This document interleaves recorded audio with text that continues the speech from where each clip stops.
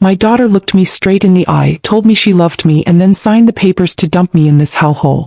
After I gave her a decade of my life raising her kids for free, this room that smells like bleach and sadness is my reward. She and her husband thought they could discard me now that they didn't need a babysitter anymore. They're about to find out they didn't just get rid of their mother. They created their biggest creditor. And the bill I'm sending is going to cost them their entire perfect life. Before I begin, thank you for being here. For being part of this community. If you believe in the power of a woman finding her voice and reclaiming her dignity, you are in the right place. Please, let me know in the comments where you're listening from. It means the world to me. Now let me tell you what they did to me. My name is Beatrice Clayton, and at 70 years old, I have learned that love can be weaponized, and a mother's heart is the easiest target. My story of ruin and rebirth begins not here, in this sterile room that smells of antiseptic and regret, but 10 years ago in a row house in South Philadelphia filled with the ghosts of a life well lived. My husband, Samuel, had just passed, leaving a silence in our home that was louder than any noise. The house, the one we'd bought as newlyweds, the one where we'd raised our only daughter, Anika, suddenly felt cavernous and cold. The walls, once vibrant with the energy of our life together, seemed to absorb all the light. It was during that raw, vulnerable period of grief that Anika and her husband Lawrence, or Lance, as he insisted on being called, made their proposition. They lived in a sprawling suburb of Washington, D.C., a world of manicured lawns and eye-watering mortgages. Anika was a junior architect at a prestigious firm, and Lance was a young lawyer with his eyes fixed on a partnership. They had just had their first child, my grandson Elijah. Anika's maternity leave was ending and they were, in her words, panicked about childcare. The cost of a reputable nanny in their area, she explained over the phone, her voice a careful blend of daughterly concern and strategic pleading, was more than their monthly mortgage payment. "Mom," she'd said, her voice dropping to a conspiratorial whisper, "we were thinking, what if you came to live with us? Just for a little while. Just until Elijah starts school. It would be perfect. You wouldn't be alone in that big house and we'd have family looking after him. It would be a lifesaver. For all of us. A lifesaver." The words resonated deep within my grieving heart. I was adrift, a ship without an anchor, and they were offering me a port, a purpose. The idea of being surrounded by the vibrant life of my new grandson, of being needed, was a balm to my soul. So I agreed. I sold my home, the repository of 40 years of memories, the place where Samuel's scent still lingered in the closets. I packed up my life into boxes, held a yard sale where strangers picked over the artifacts of my marriage, and deposited the substantial proceeds from the sale into a high-yield savings account, earmarking it as a legacy for my daughter and her family. I moved into the guest room of their pristine beige and gray house, a room that was lovely but devoid of history, and became the full-time unpaid nanny to my grandson. The little while became a decade. 3 years after Elijah was born, my granddaughter, Amara, arrived and my contract was silently renewed. My life became a blur of service, a continuous loop of selfless love. I was the first one up in the morning, preparing breakfast and packing lunches, and the last one to bed after the stories were read, the dishwasher was loaded, and the house was finally quiet. I was the cook, the cleaner, the chauffeur, the homework helper, the nurse for fevers and scraped knees, the keeper of schedules for soccer practice and ballet lessons. My days were measured in diapers changed, meals cooked, and laundry folded. My own life, the one that had included a book club, volunteer work at the local library, and coffee with my own friends, simply evaporated. My presence was the silent, invisible engine that powered their success.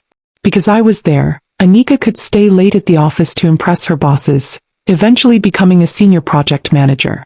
Because I was there, Lance could travel for weeks at a time for high-stakes trials, eventually making partner at his firm. They moved from their starter mansion to an even larger one, bought luxury cars, and took expensive vacations to places like Tuscany and St. Bart's. Vacations I was never invited on, because someone had to stay home with the children. My savings, the money from my Philadelphia home, often became a quiet supplement to their lifestyle. I'd pay for the children's expensive summer camps, buy their school wardrobes, and slip Anika a check when the property taxes were due, always under the guise of just a little gift. I was the foundation upon which they built their perfect six-figure life, a foundation they took for granted, assuming it would always be there, solid and uncomplaining, beneath their feet. I didn't mind, or rather I told myself I didn't. The love I had for Elijah and Amara was a fierce, all-consuming fire. Their laughter was my reward. Their hugs were my currency. I was Grandma, a title I wore with more pride than any other. I convinced myself that this was what family did. We sacrifice. We support. We give without asking for anything in return. I was so busy being the bedrock of their lives that I never stopped to think about what would happen when the structure they were building on top of me was finally complete. I never considered that a foundation, once it has served its purpose, is meant to be buried and forgotten. The change was subtle at first, a slow chilling of the air in the house that had nothing to do with the thermostat. It began around the time Amara, my granddaughter, turned 7 and became, in her mother's words, fully self-sufficient. With both children in school all day and their afternoons packed with a dizzying schedule of extracurricular activities, fencing for Elijah, competitive dance for Amara, my role began to shift. I was no longer the indispensable caregiver, the central hub of the family's daily operations. I was becoming an obstacle, an underfoot presence in a house that was suddenly too small to contain my idleness. The passive-aggressive comments started like small, stinging cuts. "Mom, did you forget to buy almond milk again?" Anika would ask, her tone laced with an exasperation that was entirely new. "I put it on the list for you." It didn't matter that the list was a frantic scrawl on a whiteboard I could barely read without my strongest glasses, or that I had also done 3 loads of laundry, cooked a 3-course meal, and ferried Amara to and from her dance studio that day. All that mattered was the missing almond milk. Lance, who had always treated me with a kind of benign neglect, began to see me as a piece of outdated furniture. "Beatrice," he'd say, sighing dramatically as he tried to maneuver around me in the kitchen, "could you maybe find a place to sit down? I'm trying to make a protein shake here." The most telling sign came one Sunday afternoon. I was in the living room helping Elijah with a diorama for a school project, when I overheard Anika and Lance in the kitchen. Their voices were low, but the acoustics in their open-concept house were unforgiving. "I'm telling you, it's the perfect space for it," Lance was saying. "We could knock out that wall, put in some big mirrors. I need a proper place to work out." There was a pause, and then Anika's voice, hesitant but complicit. "I know, but what about my mom's room? What about it?" Lance replied, his voice flat. "She's not going to be here forever, Anika. We need to think about the long-term value of the house. My mom's room." He didn't even call me by my name. I was a temporary occupant in a space he had already repurposed. My blood ran cold. I looked down at the glue on my fingers, at my grandson who was happily painting a small plastic dinosaur, completely oblivious. My bedroom, the room I had lived in for a decade, the room where I had rocked both of my grandchildren to sleep as babies, was being discussed as future real estate. I felt a profound sense of displacement, of being erased from the future of the very family I had dedicated my present to. The small cuts became deeper, more deliberate. That summer they planned a 2-week trip to a Disney resort in Hawaii. When I started talking about which parks Amara would like best, Anika cut me off gently. "Oh Mom, you're not coming," she said, as if it were the most obvious thing in the world. "It would be way too much for you. All the walking, the heat. You'll be much more comfortable here. You can have the house all to yourself. A little vacation." A vacation. Alone in the house that was no longer my home, while my family created memories without me. I was being pensioned off, put out to pasture. My advice, once sought on everything from teething remedies to sleep schedules, was now openly dismissed. When Amara came home with a low grade in math, I suggested a tutor I had read about. Anika just smiled a tight, condescending smile. "Thanks Mom, but we have it handled. Things have changed a lot since you were a teacher." The words were meant to sting, and they did. They were meant to remind me of my age, of my irrelevance. The final signal, the one that even my willfully blind heart could not ignore, came in the form of a large rolled-up set of architectural blueprints. Lance and Anika spread them out on the massive granite island in the kitchen one evening, their faces aglow with excitement. They had bought a new lot, they announced, in an even more exclusive, gated neighborhood a few towns over. Anika was designing their forever home herself. "Look Mom, isn't it incredible?" she said, pointing to the various rooms. A 6-car garage for Lance's car collection, a wine cellar, an infinity pool. I scanned the detailed plans, my heart pounding in my chest. I saw the master suite, the children's wing, the guest suite for visitors, the home office, the home gym. What I did not see was a room for me. There was no third bedroom on the main floor, no in-law suite in the basement. There was no space, not even a small one, designated for the woman who had made all of this possible. My expiration date had been set. I was looking at the blueprint of my own disposal. The foundation had served its purpose, and it was about to be paved over. The end, when it came, was executed with the chilling efficiency of a corporate downsizing. My daughter and her husband, having built their careers on strategic planning and ruthless execution, applied the same principles to the disposal of their mother. The pretext they needed, the just cause for my termination, arrived on a sunny Saturday afternoon in early autumn. I was in the backyard, tending to the rose bushes I had planted when we first moved in, the one corner of the property that felt truly mine.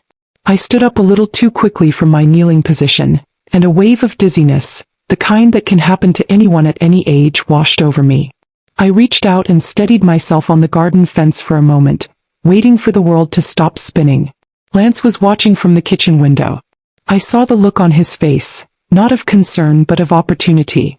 That evening they sat me down in the formal living room, a space usually reserved for entertaining Lance's work colleagues.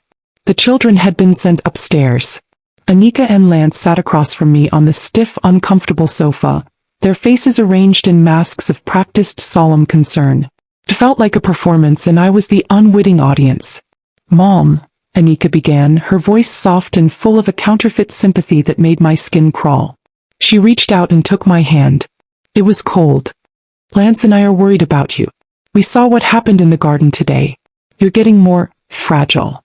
"It was just a dizzy spell, Anika," I said, my voice sounding weak even to my own ears. "I stood up too fast." "But what if you had fallen?"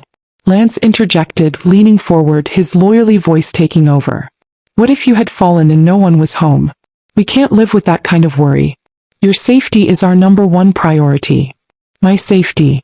For 10 years my well-being had been an afterthought. I had subsisted on leftover children's meals, slept on a mattress that was older than my grandson, and ignored my own aching joints to keep up with their relentless pace. Now suddenly my safety was their paramount concern. The hypocrisy was breathtaking. "We've been doing some research," Anika continued, pulling a glossy brochure from a folder on the coffee table. "And we found a wonderful assisted living facility not too far from here. It's called Oakwood Meadows. You'll have your own room, 3 meals a day, activities, nurses on call 24/7. You can make friends your own age. You won't have to worry about a thing." Oakwood Meadows. The name sounded so pleasant, so benign. The brochure showed smiling, silver-haired seniors playing bridge and doing water aerobics. It was a carefully marketed illusion of happy obsolescence. They weren't sending me to a home. They were sending me on a permanent vacation. Before I could fully process the ambush, before I could find the words to protest, to scream, to plead, the plan was in motion. The decision had been made without me. My life was being dismantled around me. That very next weekend, while the children were conveniently away at a sleepover, they began to pack. Anika moved through my room with a brisk, unsentimental efficiency, sorting a decade of my life into 2 piles, keep and donate. The keep pile was pitifully small. A few changes of clothes, my favorite armchair, a box of photographs. The rest, the books I had collected, the quilt my own mother had made, the small trinkets that held the stories of my life, was destined for goodwill. "The room at Oakwood is small, Mom," Anika said, avoiding my eyes as she folded one of my sweaters. "You won't have space for all this clutter." Clutter. My life had been reduced to clutter. The move itself was a blur of humiliation. Lance had hired 2 young men to move the few pieces of furniture. I watched as they carried my armchair, the one Samuel and I had picked out together, out the front door of the house I had managed for 10 years. I felt like a ghost, invisible and powerless, as my life was loaded into a small moving van. The children were told that Grandma was moving to a special new apartment where she would be more comfortable. Elijah looked confused, his 10-year-old mind sensing the wrongness of it all. Amara at 7 just cried, clinging to my leg and begging me not to go. Anika gently pried her daughter's arms from around me. "Don't be silly, sweetie," she said, her voice bright and false. "We'll visit Grandma all the time." Oakwood Meadows was clean. It was safe. And it was utterly soulless. My room was a small, beige box with a single window overlooking a parking lot. It smelled of disinfectant and despair. Anika and Lance unpacked my few belongings with the same brisk efficiency, placing my photos on the nightstand, arranging my toiletries in the small bathroom. They stayed for less than an hour. Lance kept checking his watch, talking about a golf game he was late for. Anika gave me a quick, tight hug at the door. "We'll call you tomorrow, Mom," she promised. "Get some rest." And then they were gone. The door clicked shut, and the silence I had noticed on the brochure descended upon me. The life I had built around my grandchildren, the purpose that had sustained me through a decade of grief and selfless labor, was over. I had been deemed surplus to requirements. I had been downsized. I had been discarded like a worn-out appliance whose warranty had just expired. I sat down in my armchair, the last remaining piece of my old life, and in the deafening quiet of my new prison, I finally began to understand the true cost of my love. For the first week at Oakwood Meadows, I was submerged in a fog of grief and shock so thick I could barely breathe. I moved through the motions of my new regimented life like an automaton. I ate the bland, lukewarm meals in the communal dining hall, sat through the painfully cheerful chair yoga sessions, and stared out my window at the endless parade of cars in the parking lot. My room felt like a cage, the beige walls closing in on me. The silence was a constant reminder of what I had lost. The sound of Elijah's laughter, Amara's footsteps running down the hall, the simple, chaotic noise of a family. Anika called once, a brief, cheerful call filled with empty pleasantries and promises of a visit that never materialized. The pain of her betrayal was a physical weight in my chest, a constant dull ache. My awakening began not with a single event, but with a series of quiet conversations. In the dining hall, at the puzzle table in the small, sun-bleached courtyard, I started to listen to the stories of the other women.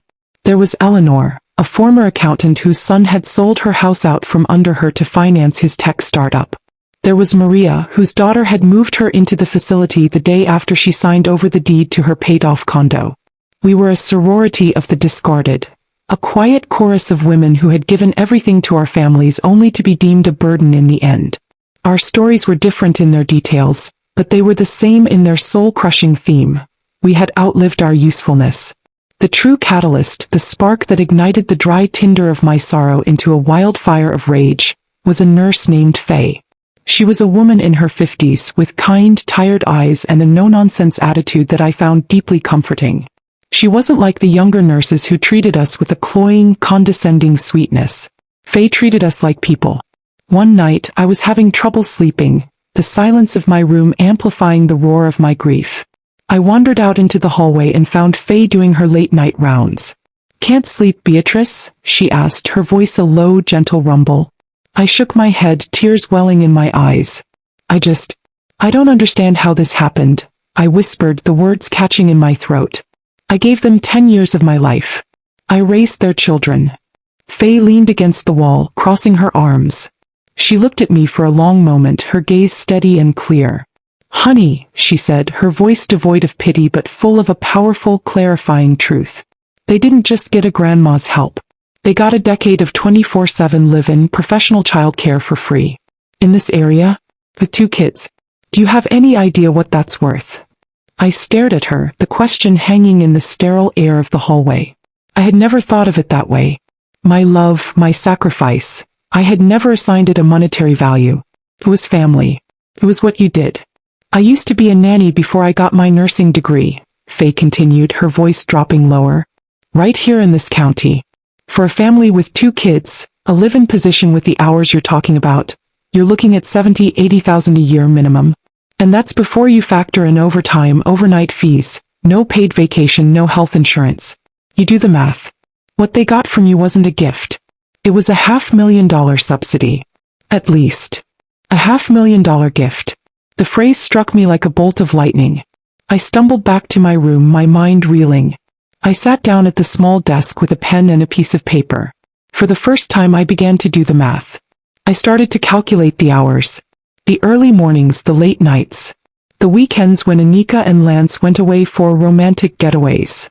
The holidays when I cooked and cleaned for 20 people while they entertained. The sick days when I held a feverish child all night, wiping their brow and whispering stories. The endless driving to and from school to soccer to ballet to playdates. I wasn't just a loving grandmother. I was a cook, a chauffeur, a housekeeper, a tutor, a project manager, a laundress, a nurse. I had performed a dozen professional roles, and I had done it all for the price of a small beige room and the illusion of being loved. The sheer economic value of my sacrifice of my life's last decade became terrifyingly, liberatingly clear. My grief, which had been a heavy, suffocating blanket, began to burn away, replaced by a cold, hard, diamond-sharp anger. I had not been cherished. I had been exploited. I had not been a family member. I had been an unpaid employee. And my employment had been terminated without severance. The next morning I woke up a different woman. The fog had lifted. The weariness in my bones was replaced by a surge of pure, unadulterated resolve. I was Beatrice Clayton, a retired teacher with a master's degree in education. I was a woman who had managed a household, raised a child, and then raised two more. I was not a fragile, forgetful old woman to be pitied. I was a creditor. And it was time to collect on a debt that was 10 years past due. Fueled by a new, righteous purpose, I picked up the phone book provided by the facility. I wasn't looking for a therapist. I was looking for a lawyer. My search for a lawyer was as methodical as my lesson planning had been for 30 years. I wasn't looking for a sympathetic ear. I was looking for a shark. I used my small pension to pay for an initial consultation with 3 different firms, interviewing them as if I were hiring them for a job. The first 2 were men who patted my hand and spoke of moral injustices, but saw no clear legal path. The third was Jasmine Steele. Her office was in a sleek glass tower in downtown D.C. She was a black woman in her early 40s, dressed in a razor-sharp suit, with eyes that seemed to see right through to the bone. There was no pity in her demeanor, only a focused, analytical intensity. I sat across from her polished desk and told my story, not as a heartbroken mother, but as a plaintiff outlining a grievance. I laid out the timeline, the promises made, the services rendered, the eventual discard. When I finished, Jasmine leaned back in her leather chair, tapping a long, elegant finger against her chin. "It's a tragic story, Mrs. Clayton," she said, her voice cool and precise. "But familial arrangements are notoriously difficult to litigate. They'll claim it was all done out of love. A gift. It's your word against theirs." "It was more than a gift," I said, my own voice firm. I reached into my tote bag and pulled out a thick binder. It was my homework. For the past week, I had spent every waking moment reconstructing the last decade. I had old calendars, photo albums, emails I had printed out from the facility's library computer. "This is my word," I said, pushing the binder across the desk. For the next hour, Jasmine Steele was silent, her sharp eyes scanning page after page. She saw the calendars with my handwriting detailing the children's schedules. She saw the photos of me at every school play, every birthday party, every holiday, always in the background, always working. She saw the email from Anika asking me to spot her for the deposit on Elijah's expensive coding camp. She saw the evidence of my life as an unpaid professional. When she finally looked up, the professional detachment in her eyes had been replaced by a glint of something else. Predatory excitement. "This isn't just a moral wrong, Mrs. Clayton," she said, a slow, dangerous smile spreading across her face. "This is a classic case of unjust enrichment. They knowingly accepted and benefited from your services, services that have a clear and substantial market value, and they did so without compensation. They built their wealth on your unpaid labor. We can argue that the gift of your service was contingent on the gift of a home and a place in their family, a contract they breached when they discarded you. It's audacious. But I think it's winnable." Audacious. I liked that. For the next 2 weeks, Jasmine Steele's office became my war room. We worked together, 2 women from different generations united by a shared purpose. She brought the legal strategy, I brought the evidence. Our first creation was the Invoice. It was our primary weapon, a document of such breathtaking audacity it was a work of art. We didn't just estimate.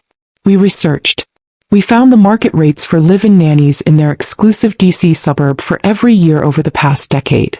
We calculated a 40-hour work week at the standard rate, and then we added overtime. We calculated overtime for evenings, for weekends, for holidays. We added an overnight childcare fee for every night I was the sole adult in the house while they traveled. We added fees for household management, for cooking, for cleaning. The final document, printed on heavy legal bond paper, was 4 pages long, a meticulous, itemized accounting of a decade of my life.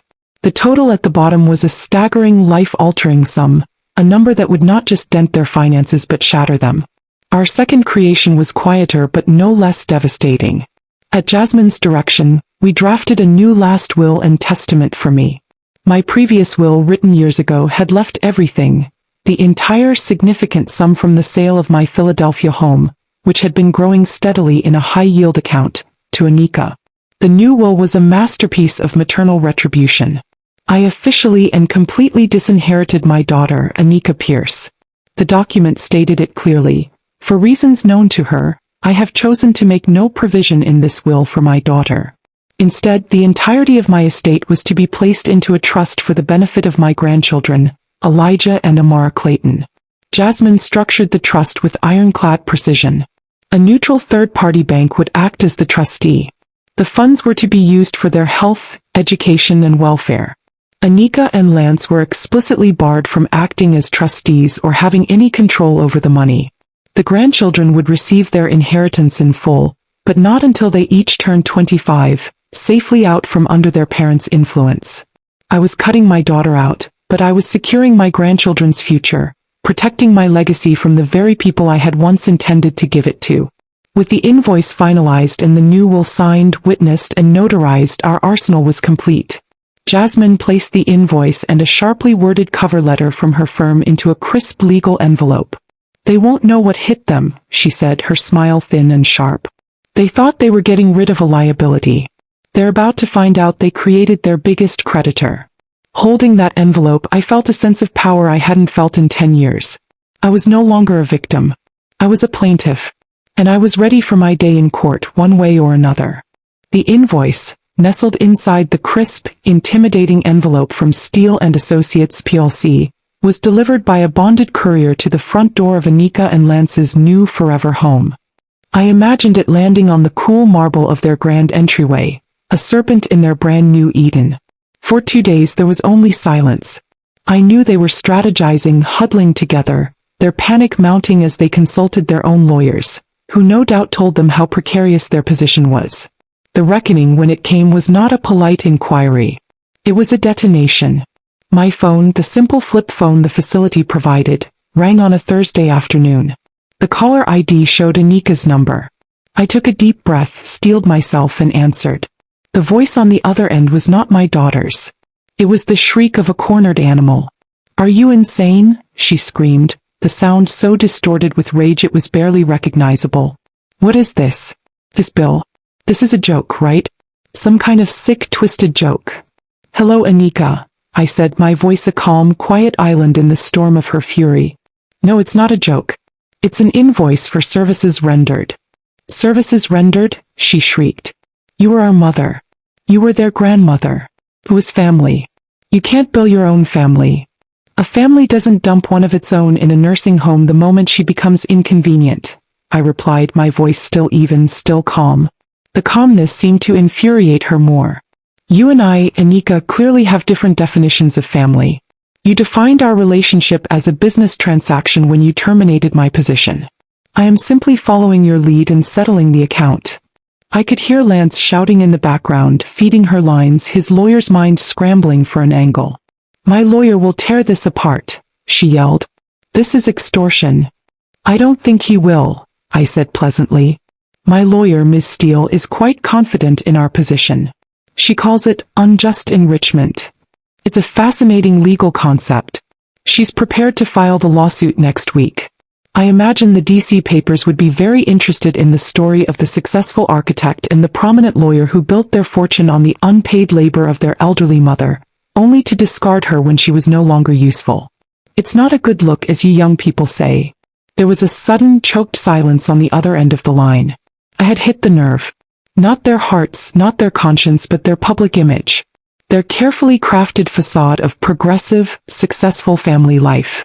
A public lawsuit would be a catastrophic blow to their careers and their social standing. "And the will," she finally whispered, her voice ragged with disbelief. "You cut me out. You cut me out of the will." "That is my right," I said, a note of steel entering my voice. The money my husband and I worked our entire lives for will go to Elijah and Amara as it should. But it will be protected from you and your husband. It is their legacy, not your slush fund. The call ended with a string of curses and a slammed phone. The next call 2 days later was from their lawyer. The tone was entirely different. They wanted to negotiate. We didn't go to court. They couldn't afford the public relations nightmare. Over the next month, Jasmine Steele, my brilliant, terrifying lawyer, negotiated a settlement. It wasn't the full, staggering amount of the invoice, but it was a substantial, life-changing sum. It was enough to make them feel the sting of their betrayal in the only language they truly understood: money. They had to take out a second mortgage on their forever home to pay it. The day the settlement check cleared, I felt a sense of release so profound it was almost dizzying. It wasn't about the money itself. It was about the acknowledgement. The number on that check was my value, quantified and paid in full. I didn't stay in the beige room at Oakwood Meadows. With a portion of the settlement, I moved into one of the facility's premium private bungalows on the edge of the property. It had its own small garden, a full kitchen, and a guest room. Elijah and Amara now visit me every weekend. Their parents drop them off at the gate, their faces tight with a resentment they cannot voice. My grandchildren and I bake cookies in my new kitchen, we plant flowers in my garden, and I tell them stories about their grandfather. I am their grandmother again on my own terms. But my story doesn't end there.